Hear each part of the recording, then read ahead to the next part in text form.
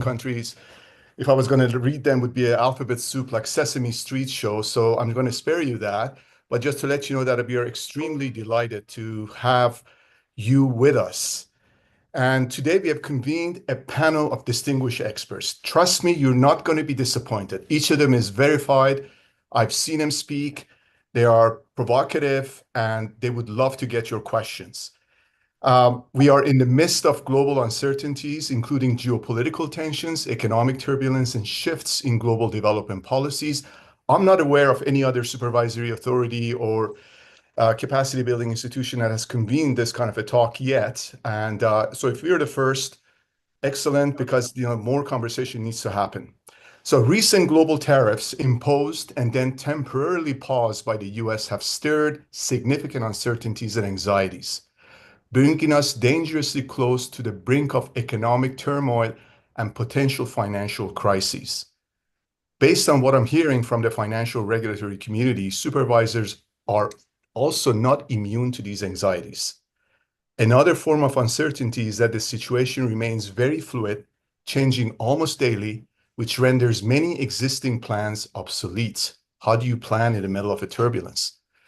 These developments underscore the importance of today's discussion and how supervisors can adapt to these evolving risks. It is vital to discuss what policy measures can be taken to future-proof our financial systems against such profound shifts, to protect people's hard-earned savings and investments, and to prevent a crisis that will throw more people into poverty. We're always told not to be emotional, not to be emotive when you talk about these things, but if our speakers choose to do that, trust me, I'm not going to stop them because I don't know where the role of rationality is in all of this. I am pleased to introduce our esteemed panelists. Dr. Stefan Engqvist is the chair of Toronto Center and former governor of Riksbank in Sweden and former chair of the Basel Committee on Banking Supervision. Ms. Elsie Ado-Abadzi is a board member of Toronto Center and former deputy governor of Bank of Ghana. Mr. Nicholas Veron is senior fellow at the Peterson Institute for International Economics and Bruegel and spends half of his time in Europe and in the United States, so we'll have a lot to offer here. I'm not reading their full bios, which have been distributed to you because we want to get to the conversation. At Toronto Center, we're committed to enhancing the capacity of financial supervisors and regulators to promote financial stability and inclusion in the face of these challenges. For the past 26 years, we've trained 30,000 of yourselves and your colleagues. And our recent publication, I ask you to please take a look at it, called Supervisory Implications of Global Fragmentation and Uncertainties, highlights the pressing need for proactive supervision. And we appreciate your participation, look forward to your questions. And just one last bit of commercial, thanks to the Government of Canada, Government of Sweden, and the IMF for their steadfast support of Toronto Center. So let's begin. Stefan, I'm wondering if I can ask you to help us understand, with your vast experience in managing financial crises, how do you assess the current threats to global financial stability, particularly in the context of recent US tariffs and their ripple effects across the global markets? And an associated question to that would be, what are the key blind spots that supervisors need to be aware of in today's environment of heightened geopolitical risk and monetary policy divergence? Thank you. Thank you, Babak, and thank you for giving me the opportunity to say a few words here. Oh, let's see. I have to get my notes.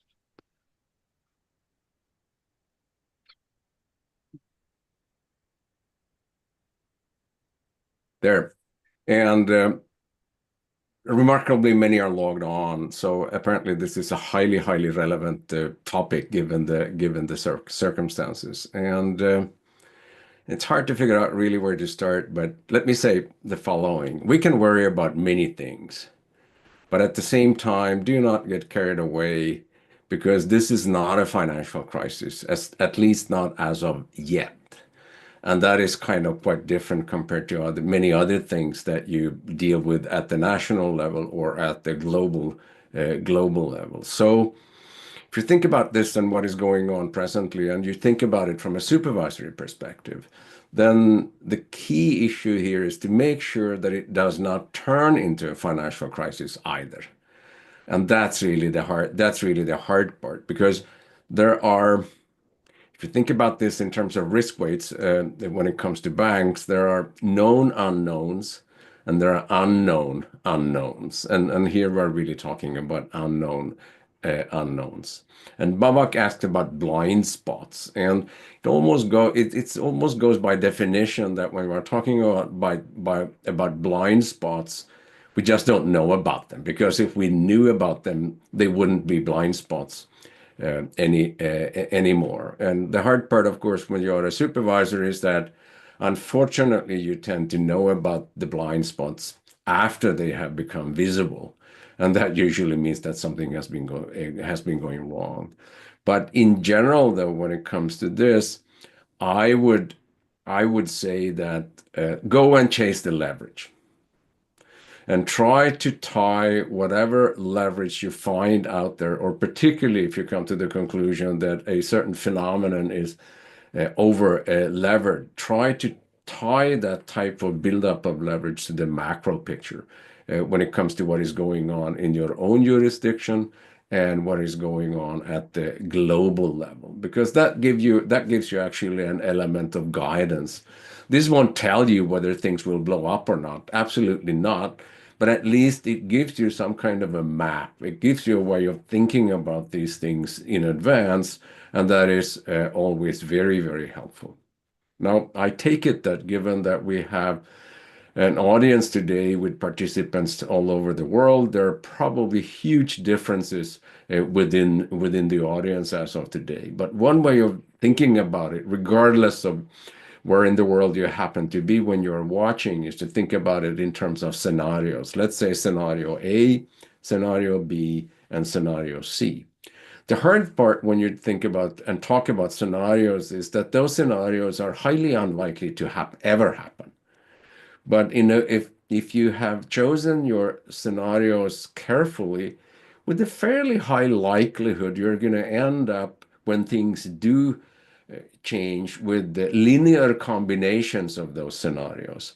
And that makes it actually that is actually helpful because that makes it easier to start and to figure out where to go and where to head next if things get difficult.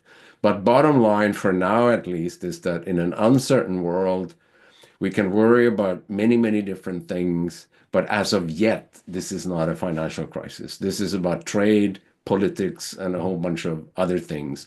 And let's hope that it stays that way. Thanks.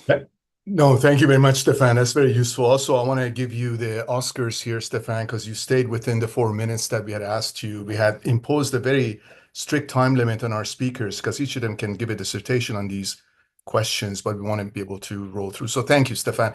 Thanks for calming us down a little bit. I don't think necessarily everybody in the audience would necessarily see it the way you do, but it's still good to get the perspective of someone who's brought to an end many of the financial crises we've experienced in our modern time. Nicholas, let me turn to you. The elephant in the room is the rising economic nationalism and the imposition of the new global tariffs that we just talked about. But how significant is the risk of financial market fragmentation becoming a systemic threat? And, it's kind of like, in a bit of a game theory, every country seems to want to make their own deals. Are you seeing any convergence or coalition of like-minded countries coming together to form collective action at this point? Or are we in a mode of every country for itself? Thank you. Thanks for having me, and it's a privilege to be part of this panel with Elsie and Stefan. I will pick it up where Stefan left it. This is not a financial crisis. I agree, and how could I not agree with Stefan? But I think we've come very close a week ago, and before Trump sent his famous tweet, on rolling back the tariffs he had announced a week before. I think what we saw at the beginning of last week was the beginning of a sequence of unraveling that was rapidly taking the form of a financial crisis. So I agree with Stefan that we're not in a financial crisis right now, but we saw the making of a financial crisis as recently as a week ago, and it could have gone very wrong, and maybe that will happen again. So to just come back to this idea of scenarios. Stefan is right. Scenarios are the way to go, but scenarios have to be very bold in times like these. If you were a supervisor in 1989, you had to make a scenario of the unraveling of the Soviet Union. To my knowledge, nobody did that in the supervisory community. If you were a supervisor in the mid-2000s in the Eurozone, you had to make a scenario of the bank sovereign vicious circle. The Eurozone, as it happened, did 2 rounds of stress tests in 2005 and 2006. And for obvious political reasons, it didn't go nearly far enough in their scenario planning during those stress test exercises to really, test the boundaries of the resilience of the system. And now with retrospect, we know not only that those scenarios were inadequate, but that the banks in the Eurozone were tremendously undercapitalized, and that explains a lot of what happened in the following decade. So the difficulty here is really to integrate in your scenario planning and in your supervisory thinking the tail risks and the tail risks that have a chance to materialize. Now we're very lucky because we saw it at the beginning of last week. So we know what to scenario plan, and what to scenario plan is displacement of the dollar at the center of the system, because that's exactly what started to happen in those days early last week. So that would be my advice at this point. It is extraordinary the extent to which we see the unraveling, almost the evaporation of US institutions. And I say this from Washington, D.C. You take every single one of them: Congress, the judiciary, the independent media, the legal profession, maybe the universities, we'll see, the military, possibly. Institutions are not resilient in the US, and that's already a fact. It's not a risk. So that's, I think, the scenario, unfortunately, that has to be planned for, and I'll stop here. Thank you, Nicholas. So I guess just a quick follow-up to you is, you're talking about, both you and Stefan talked about scenario planning and scenario analysis and looking at tail risks. So that's one thing for regulators, supervisors, but they also have to react to industry decisions, right? Industry has to make some kind of a decision where to invest. And right now, the rules keep shifting all the time, right? So would you say that any scenario you have to be ready to actually change that scenario right away?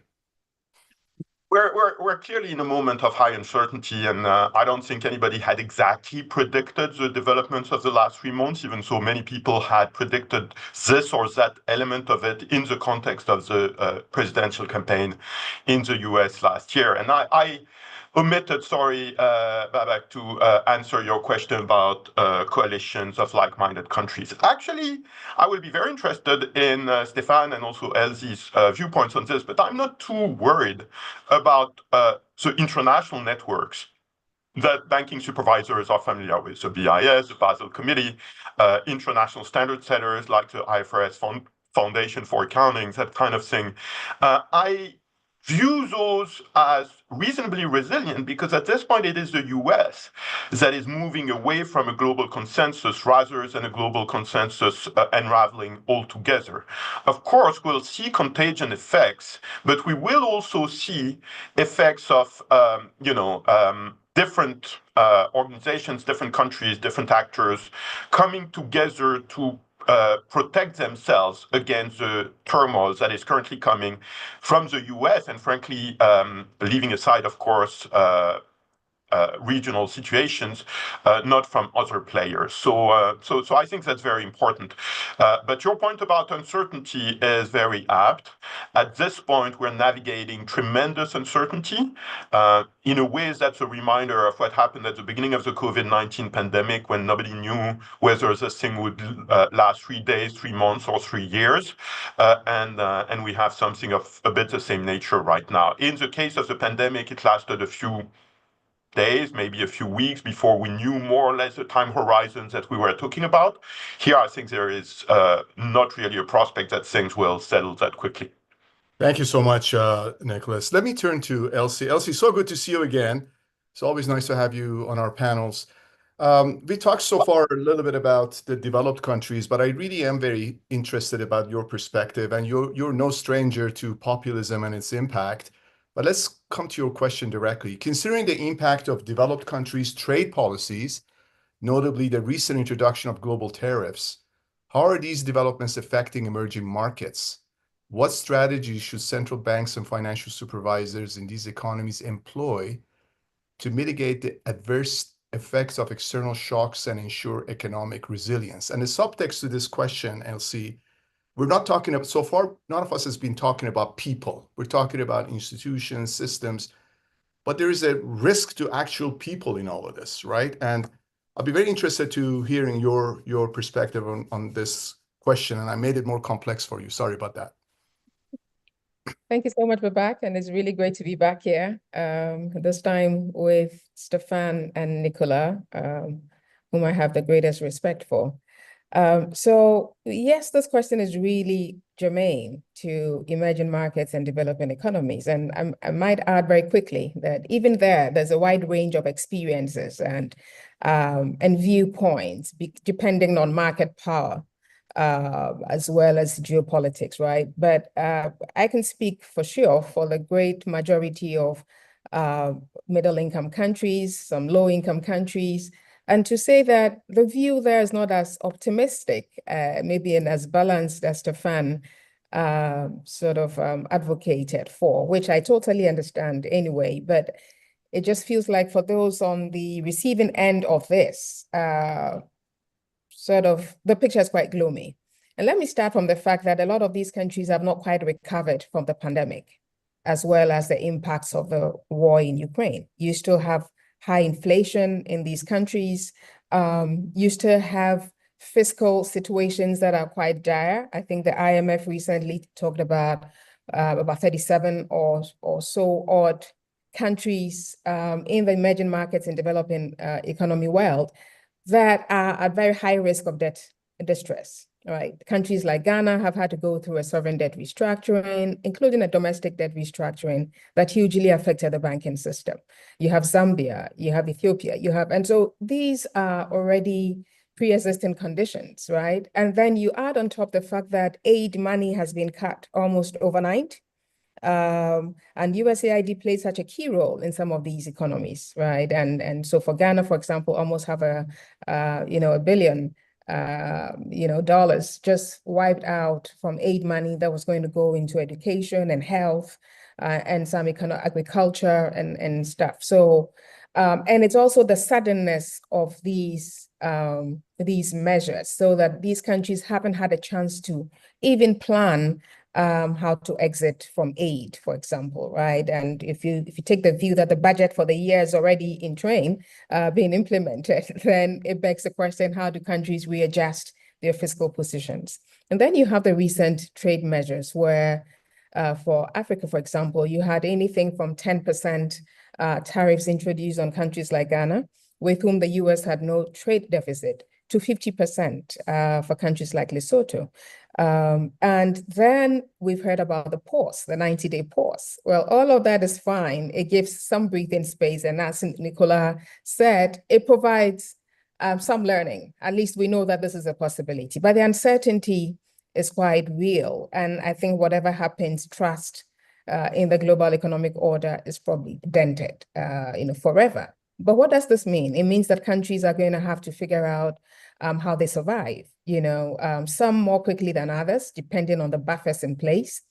And Babaki talked about people. It so happens that in many of these countries, social safety nets are also very weak.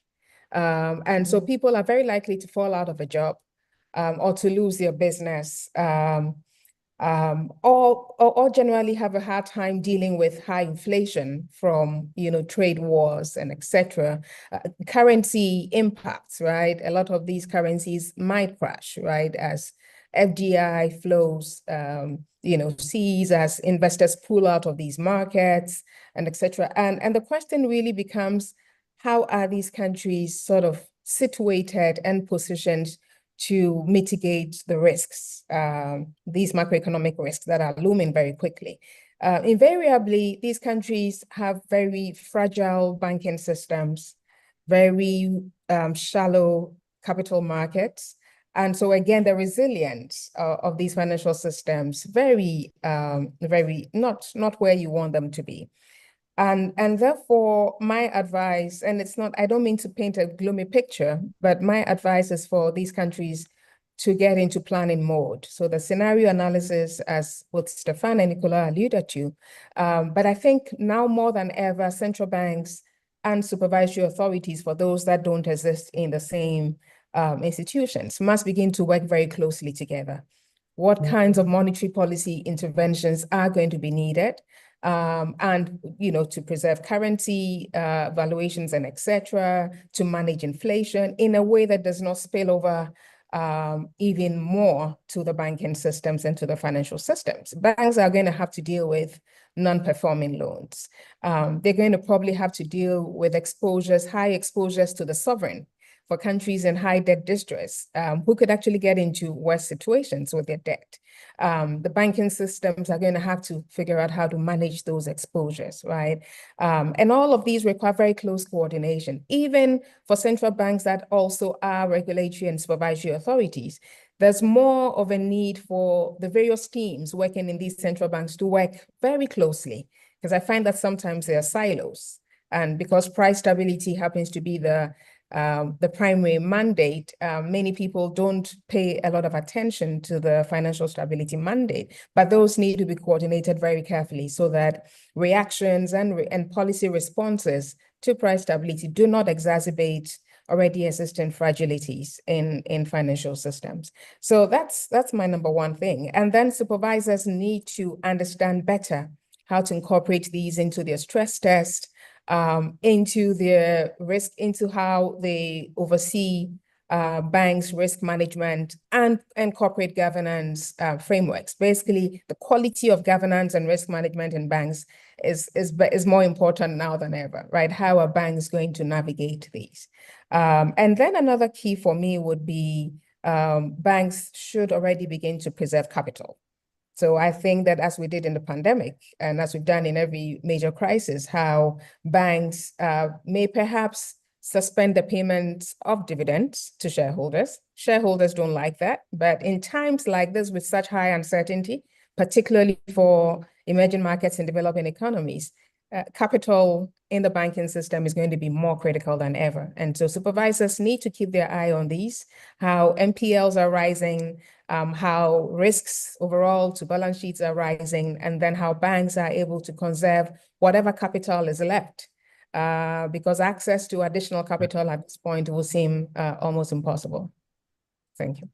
Well, that's great. Thank you so much, Elsie. I think you helped round out the conversation in this panel, and you provided a lot of good granular examples and highlighted that, different experiences are different in different parts of the world. But I tell you, like Canada, a developed jurisdiction, we're beginning to feel the economic impact. Our auto industry right now is beginning to lay people off. And sooner or later, we're going to feel the impact in a broader, and Canada was in front lines of the brunt of the tariffs. But so we're going to now move to the second and last round of the questions. This is the structured ones. I encourage you, if you have not asked your question, please put your question down so that you can get into the queue, and I'll do my best to get to as many questions as possible. This round is about future-proofing financial systems, policy responses to a shifting global order. Stefan, if I may come back to you again. Amidst the ongoing deregulation and fragmentation of regulatory frameworks, there are heightened vulnerabilities within the global financial system. Considering the comprehensive safeguards instituted since the global financial crisis, and I think you were in the front seat on that, do you believe these are sufficient to withstand the current wave of global tariffs and emerging financial shocks? Or are we on the cusp of another major financial downturn if certain things don't work out? Thank you.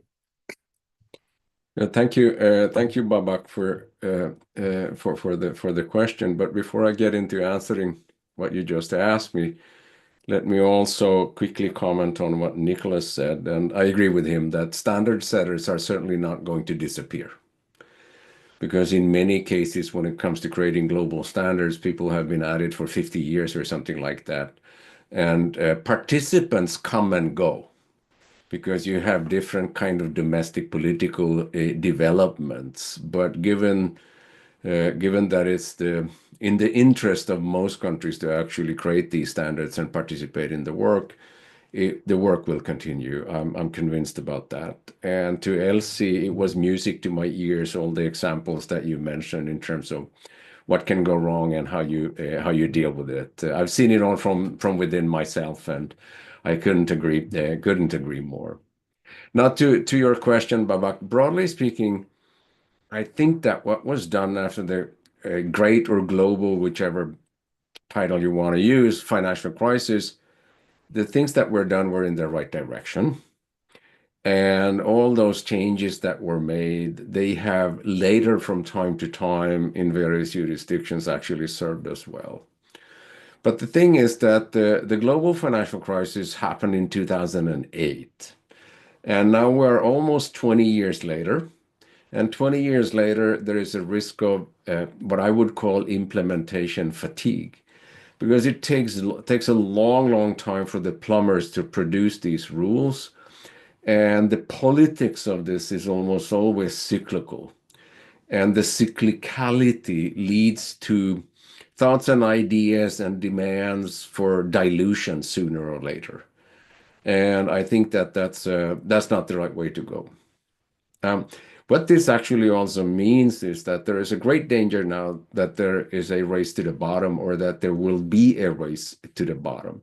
And that's because we humans always tend to argue that this time is different.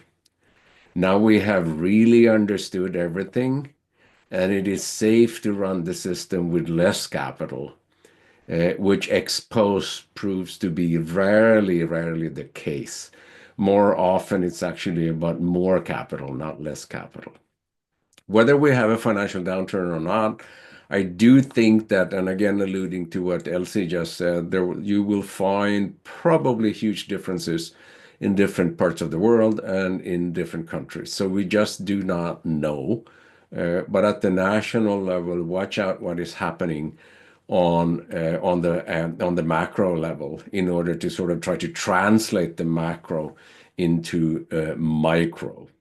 And when I was dealing with the banking crisis many years ago, some of the bankers came to me and said that they were not responsible for what happened because the macro went wrong. And my reply was always, if you are a banker, you are responsible for understanding the macro, and no one can save you from that. So one common thread in many places right now is debt, and too much debt, and in particular public sector debt. And this is the so-called doom loop. Banks holding a lot of public sector debt, and public sector debt in many places, if not all places, have zero risk weights. And I truly hope that we can handle this issue better than what we have done in the past, because it's a terrible thing to work yourself out of that hole, because on the one hand, you have a fiscal issue. On the other hand, badly managed, the fiscal issue translates into a banking sector problem as well. And if history gives us any guidance, it takes you usually many years, and in some instances also an IMF program, to dig yourself out of that hole. Now, then when it comes to the global financial system and how it will evolve, that is also an open issue. So in my view, things are likely to be more unstable than in the past. This does not mean that people will very quickly sort of move away from the euro, from the US dollar to other currencies. But we do know over longer time periods that if countries one way or the other try to defy gravity, then the rest of the world will slowly move out of that currency into other currencies. Thank you.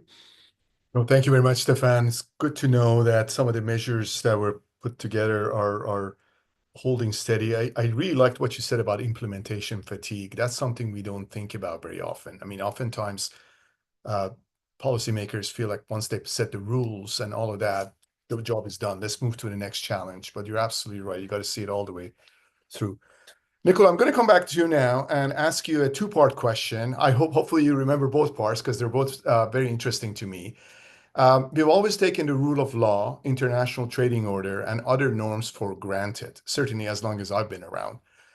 And considering the recent drastic policy shifts in the US, I'm hearing from a lot of different sources that is it reasonable to consider it as a safe jurisdiction for investment anymore? So that's one question. And how should international financial governance structures evolve to curb excessive risk-taking and prevent regulatory arbitrage in this new geopolitical climate? Thank you. So these are great questions, and they gravitate again to what we were discussing at the beginning. So Stefan was telling us, look for leverage in the system. And leverage, so the most leveraged organizations, entities in the system are typically banks. So banks are really central to the kind of concerns that we're talking about here. Fortunately, thanks to Stefan's leadership and others, when he was at the Basel Committee, we have Basel III. That's an excellent set of standards. I wish the EU would comply with it. It's not quite there, but at least it has strived for some, at least pretend compliance with Basel III, which is better than the alternative. So we're having this vibe now coming from the U.S. Treasury Secretary Bessent has said that the aim was to deregulate the banking sector, to unleash the energies in the U.S. economy. And for other jurisdictions, obviously, the question is, should we align with the US because there's a reference jurisdiction, and therefore, do we enter a race to the bottom in terms of, moving away from Basel III? Or should we, on the contrary, raise our defenses against potential financial instability coming from the US, which, all things equal, would militate in favor of raising, not decreasing or relaxing capital requirements. And I think that's a whole debate in many places right now. It certainly is in Europe. Fortunately for Europe, they adopted the last bit of Basel III just a year ago in their capital requirements regulation. And therefore, I think there's a general sense that a little bit more time is needed to think about the next step. But it's a very active debate. So let me circle back to your question. Is the US a safe haven for your investments? This is not investment advice, of course. And I'm not going to make a predictive statement in a very, very uncertain situation. But I think you referred to the rule of law, Babak. That's exactly what we're seeing unraveling right now. So I mentioned the rapid erosion, not to say collapse, of US institutions. And frankly, when we have seen that kind of phenomenon elsewhere at different points in history, and sometimes it was before living memory, but we have pretty good records of what happened then, it's not gone well.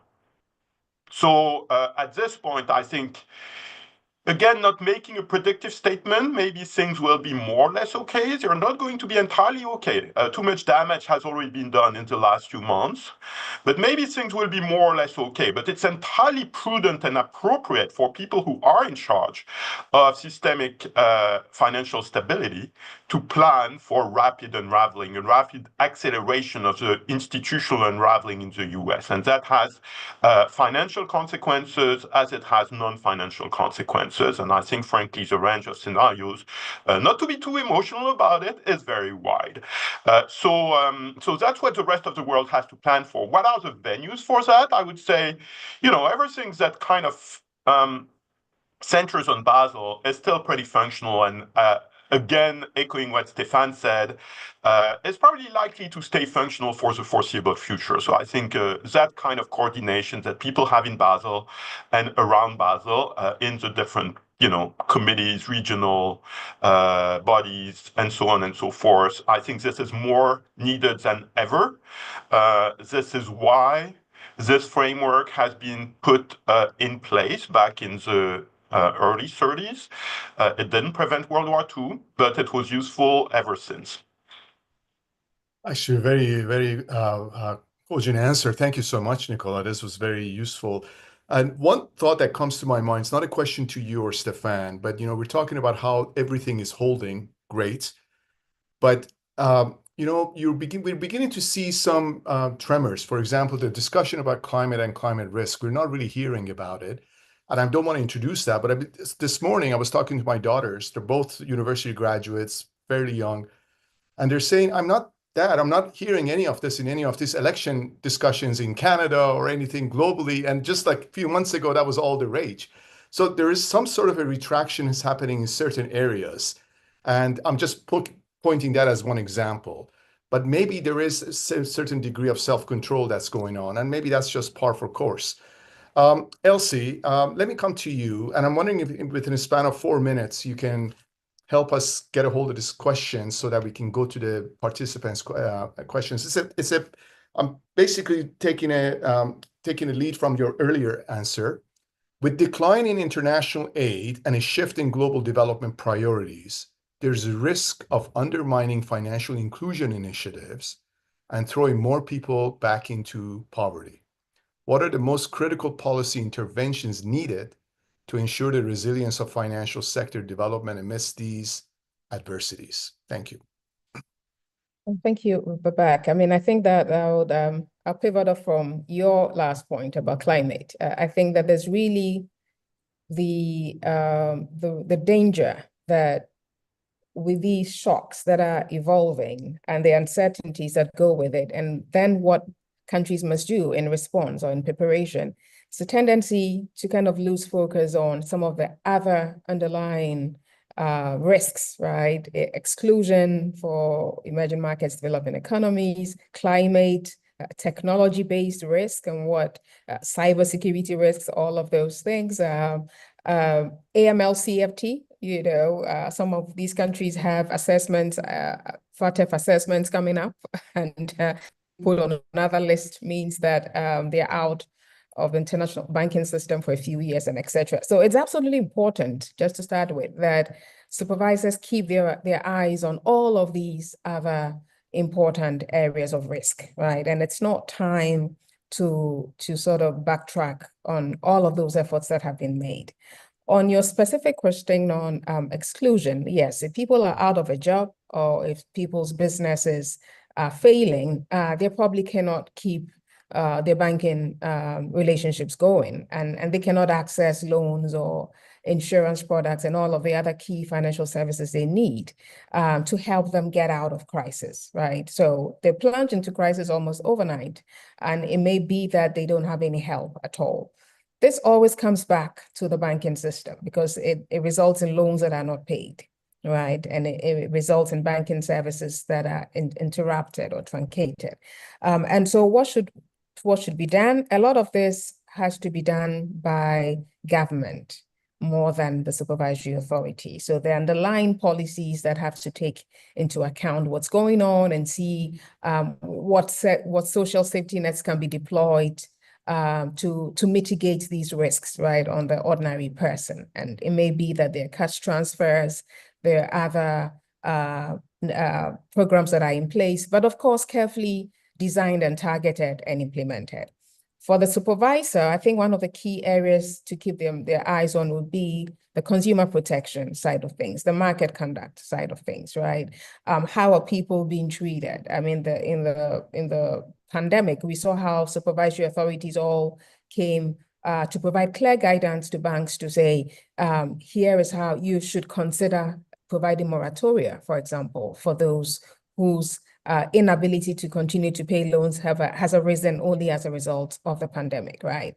But there was clear guidance. There was clear guidance as to how debt restructuring or loan restructuring by banks would be treated from a prudential standpoint, from an accounting standpoint. So that gave banks some room and some confidence to have a human face to how they dealt with their customers. So that's going to be important. And basically the idea is to try not to push as many people out of the banking system as possible. And regulators must continue to figure out how the impact of their regulations, how the regulations are impacting the excluded already, or even those who are included and risking exclusion at every moment in time. A lot of work has gone on fintech-driven financial innovation and stuff like that, all of which operate within carefully crafted regulatory and supervisory frameworks like supervisory sandboxes and etc. And I really would hope that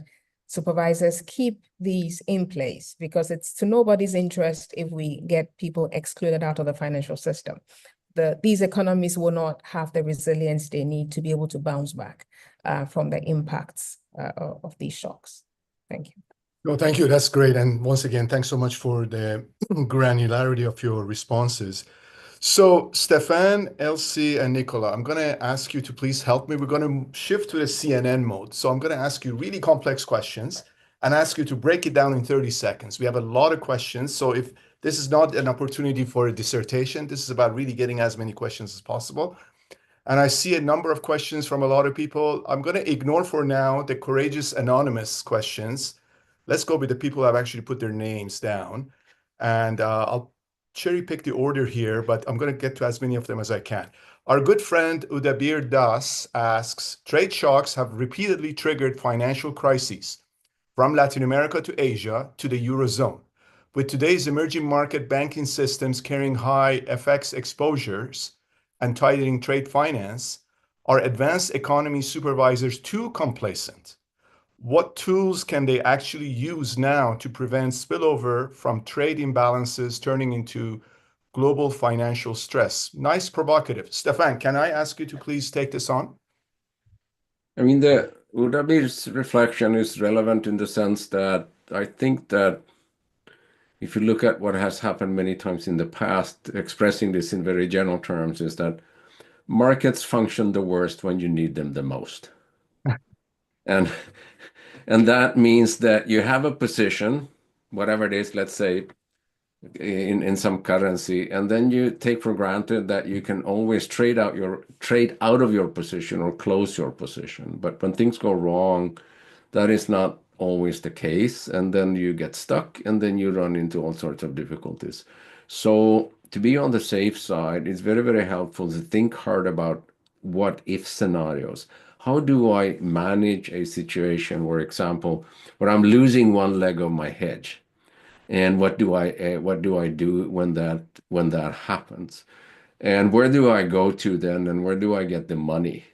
I mean, the traditional way of doing this is to have the major central banks in the world to step in and provide that liquidity. But whether it will happen this time or not, time will tell. But that's kind of what one has to be mindful of, and never assume that everything will be just fine, and never assume that I can head for the exit faster and sooner than all the other ones, because usually it's pretty hard to get through the door because everybody wants to get through the same door at the same time. Race to the bottom. Thank you. That's great. So a question from another friend of ours, George Brady. I think, Nicola, I'm going to give this to you. The question is, Stefan's point about implementation fatigue is playing out in jurisdictions emphasizing local regional interests. Stefan, you're becoming famous with that phrase. Example, US, EU, UK. Looking for greater competitiveness and smarter regulation, has the emphasis on good risk management and capital adequacy, buffer, class naught, produce adequate expertise within supervisory authorities and regulated entities? Thank you. So I would be nuanced about this. it is true that the US has delayed Basel III adoption. It has not abandoned Basel III adoption for GSIBs as we speak. Actually, my baseline expectation remains that there will be a kind of minimalistic adoption of the Basel III endgame just for GSIBs in the US, but that's certainly being delayed. And somewhat shamefully, in my view, the UK has decided to delay its own implementation without providing a very compelling narrative for that.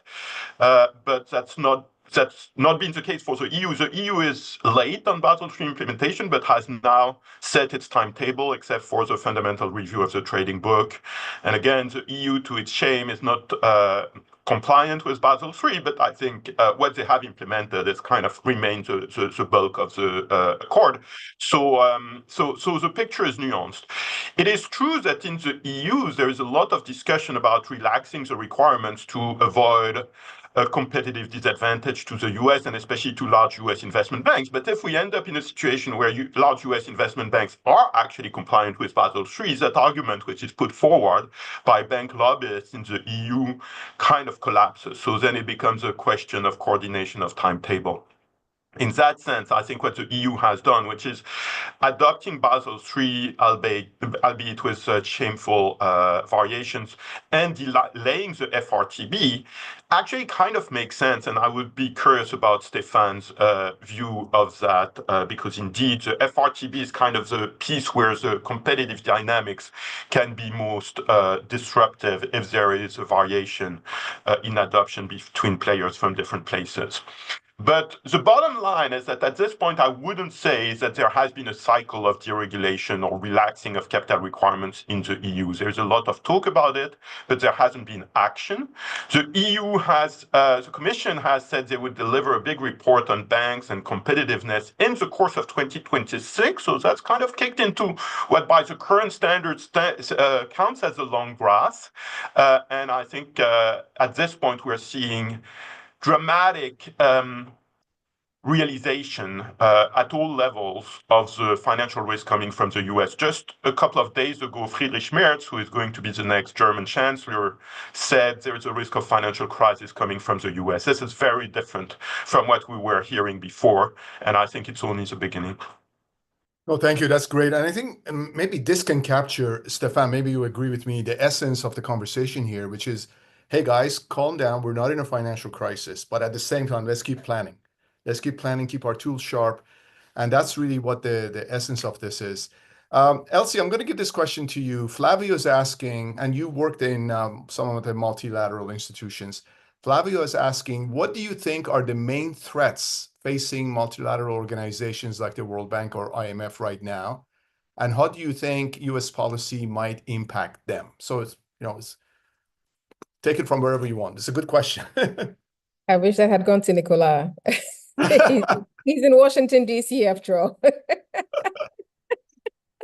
But hey, I think it's anyone's guess. Everyone is nervous, right? Everyone is anxious. And I think that's as much as we know.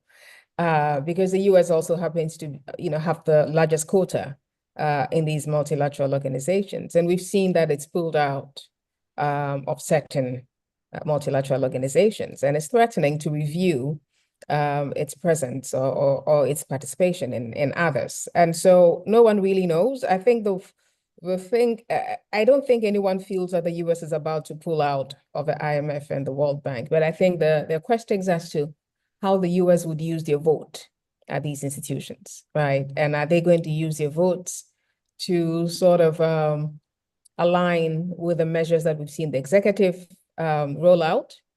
Or when it comes, these institutions are the institutions that are going to be hopefully fighting for, the whole world, to draw attention to the impact of these measures, to other regions and etc. But are the US reps going to be able to speak, along those lines? And so I think there are questions. Now, we all expect these institutions to continue to function properly within their terms of reference, and the whole world is hoping that they step up, and do the work that the world expects them to do. How well will that be done? Well, it's anybody's guess. So I think, that's part of the uncertainty, I think. So we'll see how it goes. Thank you. And Stefan, I'm going to go to you with this question, and you can agree, disagree with the premise of it, but it's an interesting question. Javier asks, what are your views on risk coming from dysfunctionality in the U.S. bond markets and proposals to reduce leverage ratios to allow dealers to absorb more treasuries? I'm always against lowering the leverage ratio, regardless of where this conversation shows up. And it shows up again and again and again and again. And basically, the bottom line is that are you, when you're trading, using OPM, other people's money, or your own money? And you should use enough of your own money because that keeps you alert. And if that is not the case, you end up with a very asymmetrical system where things tend to go wrong sooner or later. But this is sort of a perennial discussion. This just shows up time and time again. And it's a bit to what Nicholas talked about, this thing called the fundamental review of the trading book. In some sense, as far as I recall, there has always been a review of the trading book in one way or the other. And it seems to be incredibly difficult to bring it to a conclusion. And that's because when it comes to the technicalities of these things, it gets very, very technical. And it's just very hard to fully understand what is going on. And eventually, you always have to sort of dissect the whole thing in such a way that you keep an eye on the leverage ratio. But I'm biased when it comes to this, and I have managed to upset bankers and traders many, many times in the past. But that doesn't bother me because I have cleaned up so many messes in different parts of the world. So you have to make sure that you have enough capital there. But it's always also something about the time perspective. Because of course, in the short run, you can always argue that if I lower the leverage ratio, then I can do more things in the short run. But usually that comes back to bite in the long run. Okay. No, thank you. That's good advice. Nicholas, I'm going to give this question to you from, I hope I'm pronouncing your name correctly. My apologies. Ambaye. How well do countries plan for uncertainties and bring financial resilience on such unilateral decisions of countries that affect several countries as a result? So I guess the way I understand this question is, you can deal with your own crisis planning, but some other country does something, and all of a sudden the spillover effect. So we live in an interconnected world, but so how would you approach that? Thank you. I think this issue of the leverage ratio is a good example, right?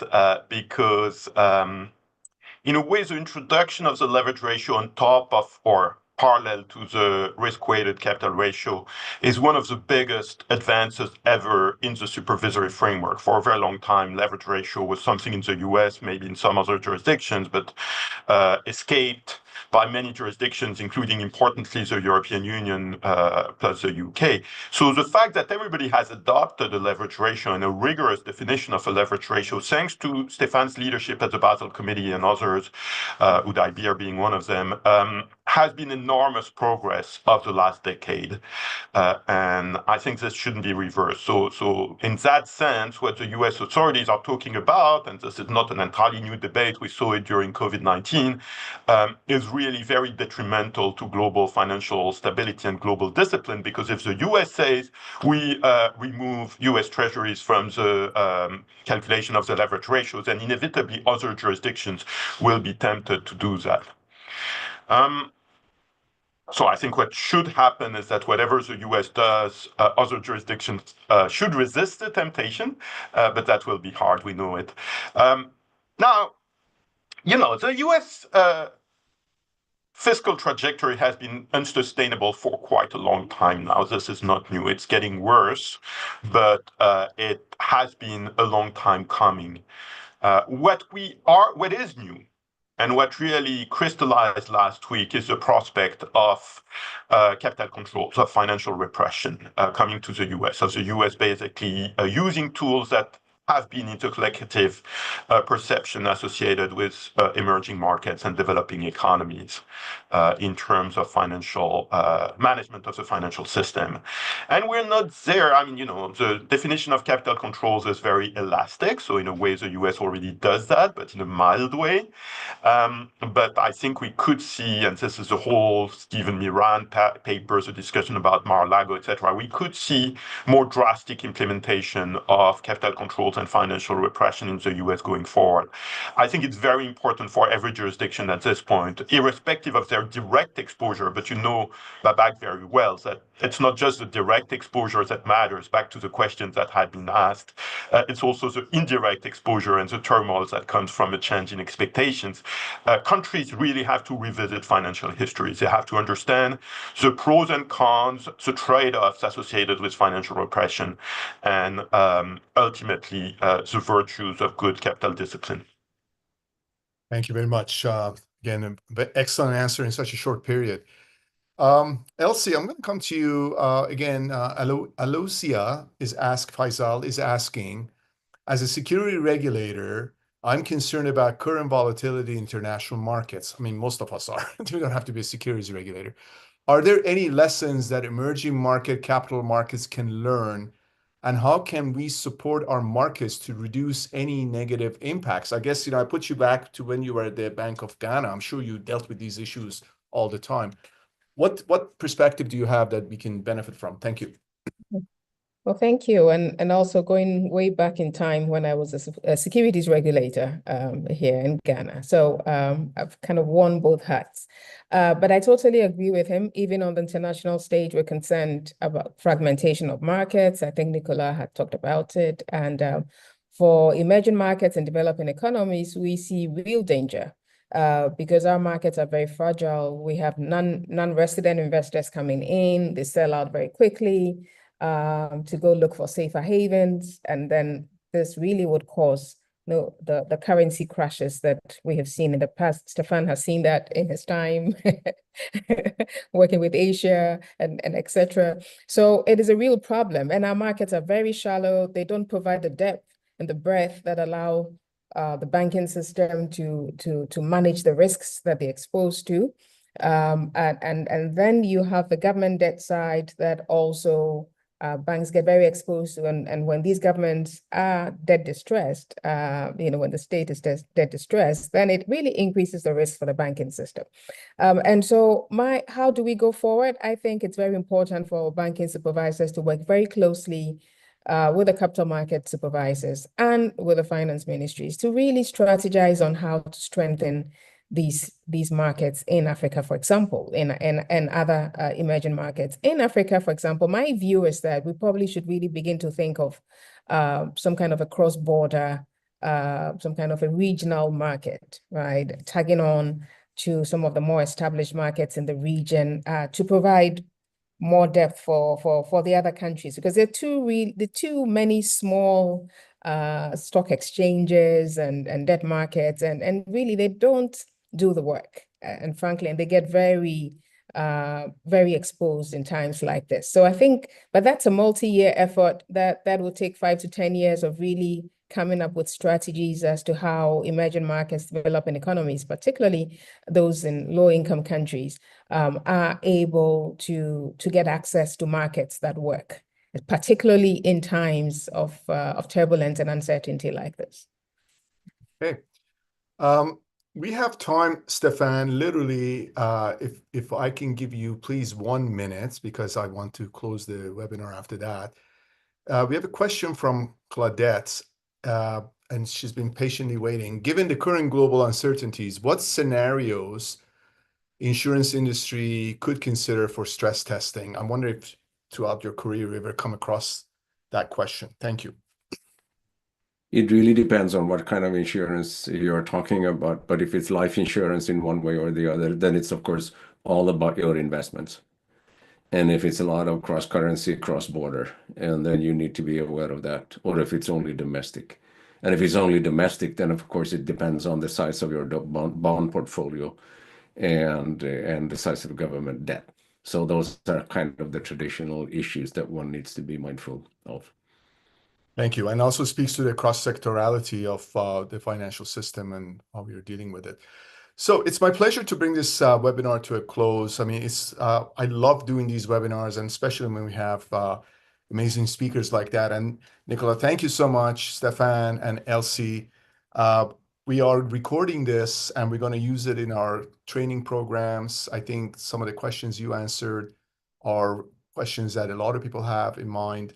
And thanks again for your time, and have a wonderful day, evening where you are. I think Nicola and Stefan are close to their, and Elsie, I guess where you are. You guys are close to your glass of wine. I'm still in my second or third coffee at this time. So thanks again, and hope to see you soon, and maybe in Washington. Bye-bye. Here, bye-bye.